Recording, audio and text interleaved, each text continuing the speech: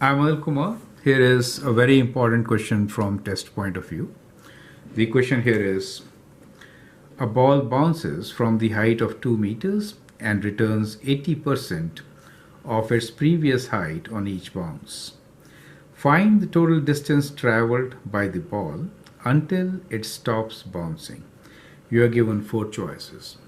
You can pause the video, answer the question, and then look into my suggestions.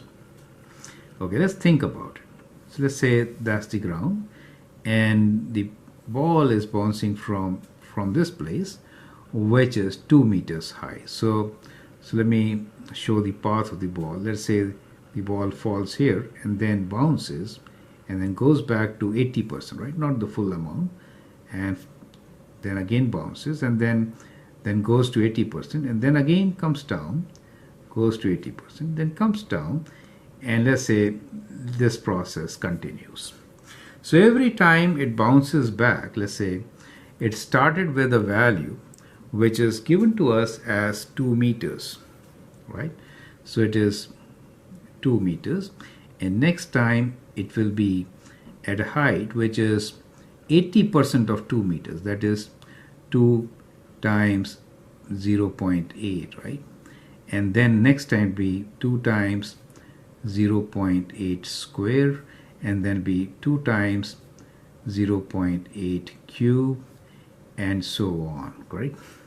So that is going to be the height after each bounce, 80% of its previous height.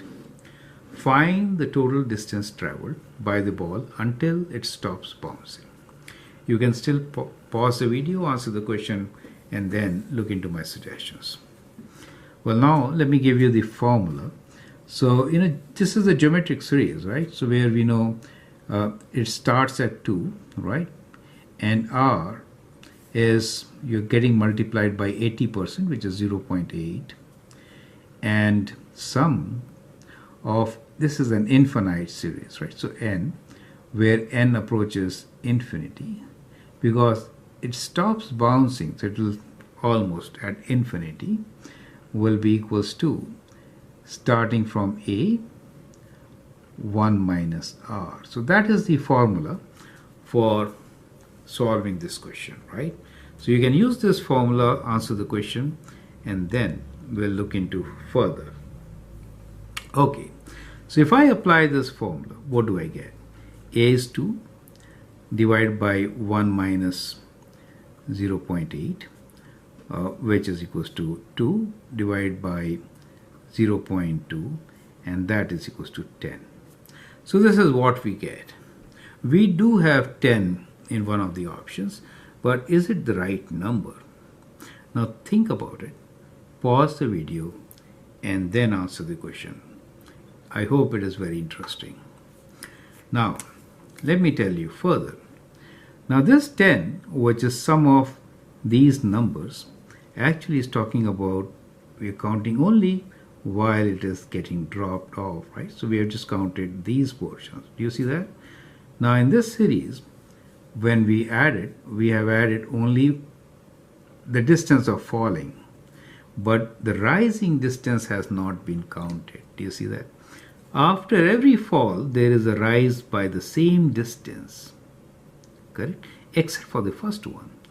It starts at 2, it does not rise to 2, but after that, whatever distance it falls, it has already risen to that. So falling distance is followed by the rising distance. So this is falling distance, total fall. And how much does it rise by? It rises by 10, take away 2. Since it did not rise 2, right? Do you see that? It falls only 2. So 10 take away 2, it rises, which is 8. And therefore, total distance is how much? Is 10 plus 8, which is 18 meters. So the option C is the right option.